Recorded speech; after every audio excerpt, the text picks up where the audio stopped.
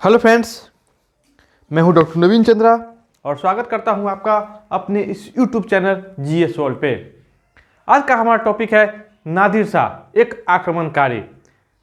भारत पर बहुत सारे आक्रमणकारियों ने आक्रमण किया और बहुत सारा संपत्ति लूट कर अपने देश ले गया, यानी कि भारत को गरीबी की दलदल में धकेलने का काम किया। ऐसे बहुत सारे आक्रमणकारी हैं। बहुत सारे तो आएंगे विदेशी जो यहाँ पर ही बस जाएंगे, जैसे कि सल्तनत काल के जितने सुल्तान होंगे यहाँ बस जाएंगे, तो संपत्ति वो लोग लूटेगा नहीं बल्कि इंडिया में ही रहेगा। मुगल भी आपको इंडिया आएगा, उसके बाद यही का होके रह जाएगा। लेकिन जो आक्रमणकारी आएंगे जैसे तैमूर लैंग हो गया, आपको नादिर शाह हो गया, अहमद शाह अब्दाली हो गया, ये जो शासक होंगे विदेशी शासक, ये सब भारत से संपत्ति को लूट कर ले जाएंगे और भारत में खून की नदियां बहाने का काम करेंगे।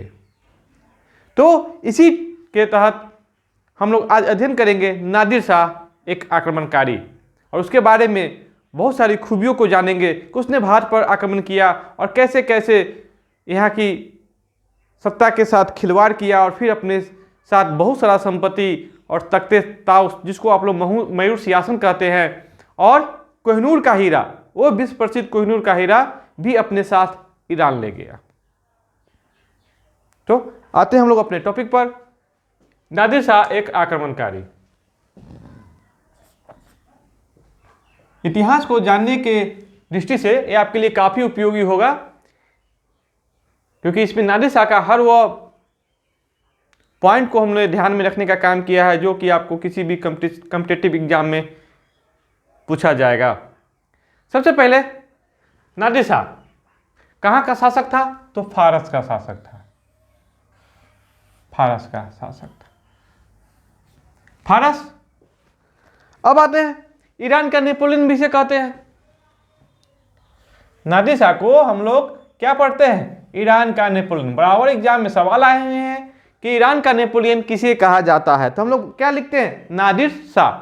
लेकिन फिर यह क्या कहें हम लोग? पहले फारस का शासक, दूसरा पॉइंट ईरान का नेपोलियन। तो कहते हैं 1935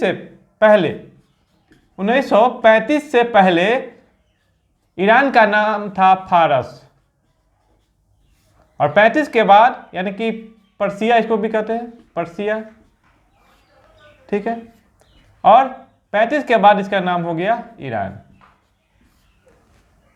तो अब हम लोग आ गए, दोनों एक ही बिंदु है, एक ही पॉइंट है, बस वो पुराना नाम है फारस और ईरान नया नाम है। तो अब किसी प्रकार का कोई कंफ्यूजन आपको नहीं होना चाहिए। अब आते हैं कि नादिर शाह ने भारत पर आक्रमण क्यों किया, आखिर उसके आक्रमण का उद्देश्य क्या था? तो भारत पर आक्रमण का उद्देश्य, नादिर शाह ने जो भारत पर आक्रमण किया था उसका उद्देश्य क्या था? तो हम यह जानते हैं कि भारत प्राचीन काल से ही सोने की चिड़िया कहलाता है, यानी कि भारत में इतनी बहुत संपत्ति थी, इतने ढेर सारे संपत्ति थे, जिसके कारण भारत को सोने की चिड़िया कहा जाता था। तो अधिकतर जो शासक आएंगे वो भारत को लूटने के इरादे से ही आएंगे। तो आक्रमण का उद्देश्य एक ही था, भारत की अपार संपत्ति पर नजर रखना, लूटने का, भारत की अपार संपत्ति को लूटना, भारत की अपार संपत्ति को लूटना। तो इसको संपत्ति लूटने का जरूरत क्यों पड़ा? क्योंकि नादिर शाह अपने सैनिक का जो बेड़ा बनाया हुआ था, संगठन बनाया हुआ था, तो उसमें भाड़े के सैनिक ही अधिक थे।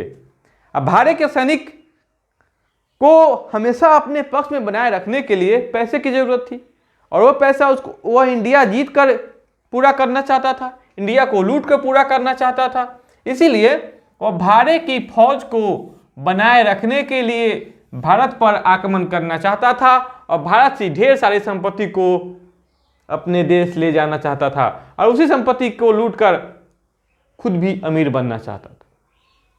तो एक एक करके पॉइंट आप लोग को समझ में आ रही होगी।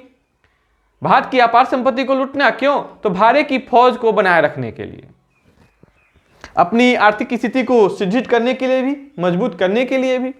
अब आते हैं, आखिर कोई भी भारत पर आक्रमण नादिर शाह ने भारत पर आक्रमण क्यों किया? अगर उस समय कोई औरंगजेब जैसा शक्तिशाली शासक होता मुगल सम्राट, तो क्या वो हिम्मत कर सकता था भारत पर आक्रमण करने का? तो आपका भी आंसर होगा नहीं, आपका भी जवाब होगा नहीं। जिस समय नादिर शाह ने भारत पर आक्रमण किया, कब किया? 1739 में, ठीक है। इस समय मुगल शासक कौन था? तो मोहम्मद शाह रंगीला। मोहम्मद शाह, इसका नाम है मोहम्मद शाही, लेकिन रंगीला इसको उपनाम दिया गया है क्योंकि यह रंगीन मिजाज का मुगल सम्राट था जो शासन में कम, बाकी रंग मिजाजी में अधिक दिलचस्पी लेता था। तो शासन की व्यवस्था क्या हो गई थी? काफी कमजोर हो गई थी। पूरी की पूरी मुगल सल्तनत कमजोर पड़ गई थी, यानी कि मुगल साम्राज्य का कमजोर होना, मुगल साम्राज्य का कमजोर होना। अगर मुगल साम्राज्य कमजोर नहीं होता तो नादिर शाह कदापि आपको भारत पर आक्रमण करने का साहस न जुटा पाता, लेकिन मुगल साम्राज्य की कमजोरी ने नादिर शाह को आक्रमण करने के लिए प्रेरित कर दिया, उत्साहित कर दिया। अब आते हैं, तो नादिर शाह एक बहुत बड़ी सेना लेकर मुगल साम्राज्य पर आक्रमण करने के लिए निकल पड़ा। जो महत्वपूर्ण युद्ध हुआ वो हुआ था हरियाणा के करनाल में। करनाल में भारत का सबसे बड़ा पशु चिकित्सा केंद्र है। यहाँ पशु प्रजनन केंद्र है, यानी कि पशु से संबंधित बहुत सारे अनुसंधान यहाँ किए जाते हैं करनाल में। तो ये बहुत ही फेमस एरिया है। तो ये जो करनाल है, यहीं पर 1739 ईस्वी में मुगल सेना के साथ भयंकर युद्ध चला, और ये युद्ध कितने घंटे चला? मात्र 3 घंटे। और 3 घंटे युद्ध में ही मुगलों की भयानक पराजय हो गई। मुगलों की भयानक पराजय हो गई। नादिर शाह क्या हो गया? जीत गया।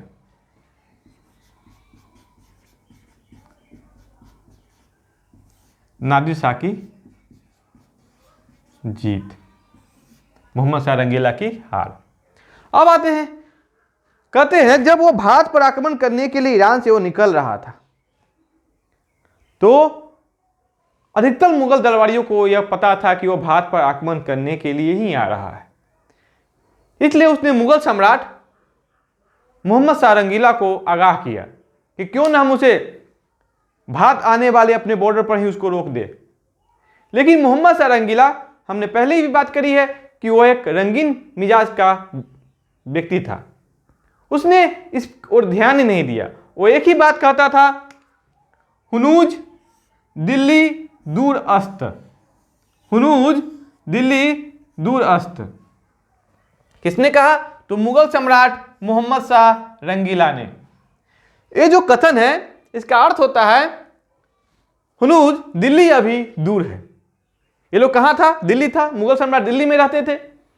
तो जब उसके दरबारी कहते थे कि नादिर शाह आ रहा है, तो कहते थे मुगल सम्राट रंगीला कि दिल्ली अभी दूर है, दिल्ली अभी दूर है। और यह कथन कहते कहते कहते नादिर शाह करनाल तक पहुंच गया। तब जाके मोहम्मद शाह रंगीला को डर का एहसास हुआ, नादिर शाह के आक्रमण का भय हुआ। तो एक बहुत बड़ी सेना को लेकर वह करनाल भेजा। अगर वह सीमा पर ही रोकने का काम करता तो ये मुगल साम्राज्य के लिए काफी बेहतर होता। अब आते हैं हुनूज दिल्ली दूर रास्ता। यह एग्जाम में पूछा गया सवाल है, हुनूज दिल्ली दूर रास्ता। इसको सबसे पहले कहा था निजामुद्दीन औलिया ने, निजामुद्दीन औलिया। निजामुद्दीन औलिया ने सर्वप्रथम इस कथन को कहा था। कब कहा था? तो 1320 में, जब 1320 नहीं 25, 1325 में, जब दिल्ली सल्तनत के तुगलक वंश के शासक गयासुद्दीन तुगलक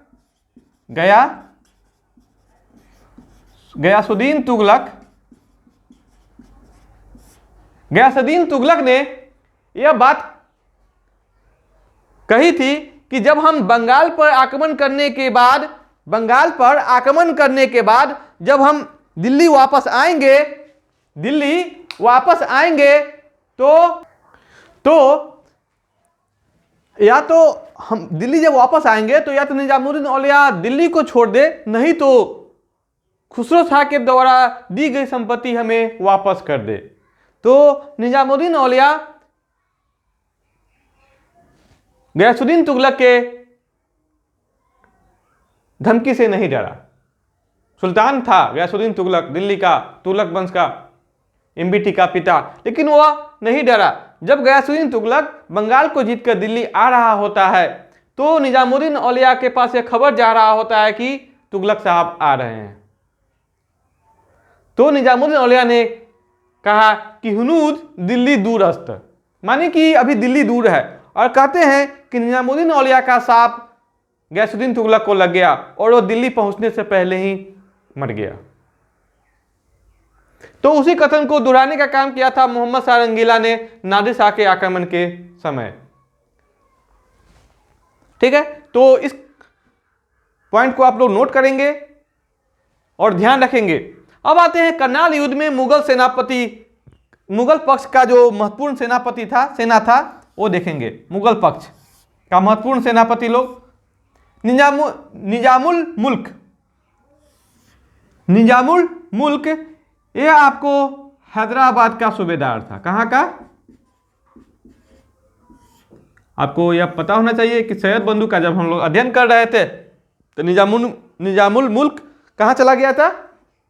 दक्कन चला गया था, यानी कि हैदराबाद में जाके यह अपनी एक स्वतंत्र सत्ता स्थापित करेगा, जो कि मुगल साम्राज्य का प्रथम पृथक होने वाला यह राज भी होगा। तो सूबा होगा।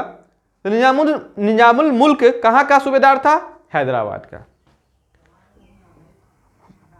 एक महत्वपूर्ण सेनापति थे कमरुद्दीन खान दौरान, यह मीर बख्शी था, मुगल साम्राज्य का मीर बख्शी। मीर बख्शी मतलब समझ लेना, सबसे मुख्य सेनापति, जो कि युद्ध में ही मारा गया। और सआदत खां को बंदी बना लिया गया और सआदत खां अवध का सूबेदार था। इस बात को आप लोग ध्यान रखेंगे, कहां का सूबेदार था? अवध का सूबेदार था। तो जब युद्ध मुगलों के विपक्ष में चला गया, युद्ध का परिणाम, और नादिर शाह के पक्ष में चला गया, तो हम लोग यहां देखेंगे कि निजामुल मुल्क ने यहां पर शांति दूत की भूमिका का निर्वाह किया। शांति दूत की भूमिका। तो दोनों राजाओं के बीच में, दोनों सम्राटों के बीच में शांति दूत की भूमिका किसने निभाई? तो निजामुल मुल्क ने, जो कि हैदराबाद का सूबेदार था। तो यहां पर जो तय हुआ कि 50 लाख रुपया, मात्र 50 लाख रुपया युद्ध हर्जाना के रूप में नादिर शाह लेगा और भारत से वह वापस अपने देश ईरान चला जाएगा। कहते हैं नादिर शाह इस बात को मान भी गया था और मुगल सम्राट मोहम्मद शाह रंगीला ने निजामुल मुल्क के सेवा से खुश होकर उसे मुगल साम्राज्य का अगला मीर बख्शी बना दिया था, यानी कि मुख्य सेनापति बना दिया था। अब यहीं पर बात बिगड़ जाएगा, क्योंकि सआदत खां भी मीर बख्शी का पद चाहता था, जो कि किसको मिल गया? निजामुल मुल्क को मिल गया। अब सआदत खां जो कि नादिर शाह के बंदी में था, तो यह क्या करेगा? चुगली करेगा और नादिर शाह को लालच देगा कि आप क्या 50 लाख के चक्कर में पड़ गए, अगर आप दिल्ली पहुंचेंगे, दिल्ली पर आक्रमण करेंगे तो आपको 20 करोड़ रुपया मिलेगा। नादिर शाह को कहां 50 लाख, कहां 20 करोड़, कहां 50 लाख और कहां 20 करोड़ रुपया। नादिर शाह खुश हो गया और दिल्ली कितनी दूर ही था, वो दिल्ली की ओर प्रस्थान कर गया। देख रहे हैं निजामुल मुल्क ने, जो मुगल साम्राज्य के बेहतरी के लिए काम कर रहा था, सआदत खां ने अपनी सिर्फ नाम के लिए कि मुगल सम्राट के नज़र में हम आ जाएं, इसके लिए क्या किया? उसे दिल्ली पर आक्रमण करने के लिए विवश कर दिया। तो उसने क्या दिया? 20 करोड़ का लालच दिया नादिर शाह को, ईरान का नेपोलियन को। अब नादिर शाह 50 लाख को छोड़कर 20 करोड़ की लालच में दिल्ली आ गया। तो 20 मार्च 1739 को नादिर शाह कहां पहुंचा? दिल्ली पहुंचा। नादिर शाह कहां पहुंचा? दिल्ली पहुंचा। और उसके बाद उसके नाम का खुतबा भी पढ़ा गया, उसके नाम का खुतबा भी पढ़ा गया और उसके नाम के सिक्के भी जारी किए गए। यानी कि अब मुगल साम्राज्य समाप्त हो चुका था और मुगल सम्राट के बदले में नादिर शाह आ चुका था। यहां पर ध्यान देने वाली बात है कि अब मुगल सम्राट मोहम्मद शाह रंगीला का यहां पर अब नाम नहीं रहेगा, क्योंकि उसके नाम का खुतबा के बदले में नादिर शाह का नाम का खुतबा पढ़ा गया और उसके नाम के सिक्के भी जारी किए गए। और नादिर शाह ने सआदत खां से कितना डिमांड किया? 20 करोड़ रुपया, कि आप हमें 20 करोड़ दे कि हम वापस अपने देश चले जाए। सआदत खां यह 20 करोड़ रुपया नहीं जमा कर पाया, नहीं दे पाया नादिर शाह को। लेकिन नादिर शाह ने उसे इतना टॉर्चर किया कि सआदत खां ने आत्महत्या कर ली, अपने पैर पर कुल्हाड़ी मारना। यह कहावत कहां सही हो गया? तो सआदत खां के। कहां यह 50 लाख रुपया लेके जा रहा था और कहां इसने लालच देके सआदत खां ने उसे दिल्ली पर आक्रमण करने के लिए प्रेरित कर दिया। सआदत खां क्या हो गया? मर गया, विष खा के इसने आत्महत्या कर ली। कहते हैं नादिर शाह लगभग 57 दिन दिल्ली में रहा। कितने दिन? 57 दिन दिल्ली में रहा। उसी बीच में एक सैनिक के हत्या का अफवाह फैल गया और उस अफवाह के कारण उसने दिल्ली में कत्लेआम का ऑर्डर दे दिया। उसने अपने सैनिकों को कहा कि दिल्ली में जितने भी मुगलिया है, जनता हो या सैनिक हो, उसे मारो और काटो। कहते हैं कत्लेआम काफी दिनों तक चला और उस दिन तक चला जब तक मुगल सम्राट मोहम्मद शाह रंगीला अपनी पगड़ी नादिर शाह के कदमों में नहीं रखा। कहते हैं नादिर शाह के पैरों में जब मोहम्मद शाह रंगीला ने अपनी पगड़ी रखा और दिल्ली में होने वाले कत्लेआम को रोकने की गुजारिश की, तो नादिर शाह ने कत्लेआम को रोक दिया। एक सैनिक के हत्या के अफवाह के कारण दिल्ली में क्या मचाया? कत्लेआम मचाया। और इस कत्लेआम को रोका कैसे गया? तो आप लोग देख रहे हैं कि मोहम्मद शाह रंगीला ने अपनी पगड़ी और अपना मुकुट किसके कदमों में रखा? तो नादिर शाह के कदमों में। देख रहे हैं मुगल सम्राटों की स्थिति कैसी आ गई। नादिर शाह अब अपने देश जाने के लिए तैयार होगा और अपने साथ वो ढेर सारी संपत्ति यानी कि अपार धन, तख्ते ताउस यानी कि मयूर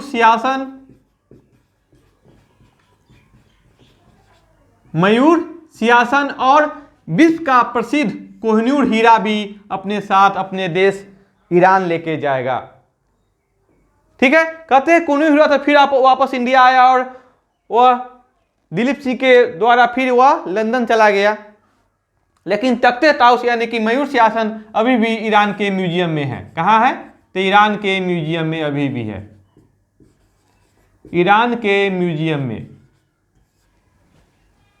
और कोहिनूर का हीरा कहाँ है? तो इसको दो भागों में बांट दिया गया है। एक है ब्रिटिश रानी के मुकुट में, उसका एक भाग, और दूसरा भाग ब्रिटिश म्यूजियम में, जो कि लंदन ब्रिज है ना, उसमें।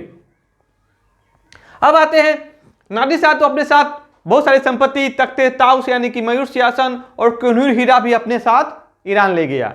और जाते जाते मोहम्मद शाह ने अपनी पुत्री का विवाह नादिर शाह के पुत्र नासरुल्लाह मिर्जा के साथ कर दिया। नासरुल्लाह मिर्जा के साथ किया और दहेज में कहिए या हारने के बदले में कहिए, उसे कश्मीर भी मिला और सिंधु नदी के पश्चिम का क्षेत्र भी मिला। यानी कि मुगल साम्राज्य और नादिर शाह के बीच का बॉर्डर हो गया सिंधु नदी। आ रही बात समझ में? अब वह जाते जाते नादिर शाह ने मोहम्मद शाह रंगीला को फिर से मुगलिया सम्राट घोषित कर दिया और उसके नाम का खुतबा पढ़ने और सिक्के जारी करने का अधिकार भी वापस लौटा दिया। तो यह थी मुगल सम्राटों की उस समय की स्थिति, जो एक विदेशी शासक ने उसे अपने पद से हटाया भी और बाद में उसे उसका पद भी वापस करके गया। यानी कि मुगल सम्राट मोहम्मद शाह रंगीला दूसरे के रहमो करम पर यहाँ पर शासक बना हुआ था और नादिर शाह ने भारत को भरपूर लूटा। तो ये रहा आज का हमारा वीडियो, नादिर शाह एक आक्रमणकारी। ये अब वीडियो आपको कैसा लगा कमेंट बॉक्स में आप लोग कमेंट जरूर करेंगे। आप प्लीज़ मेरे इस वीडियो को लाइक, सब्सक्राइब और शेयर करेंगे।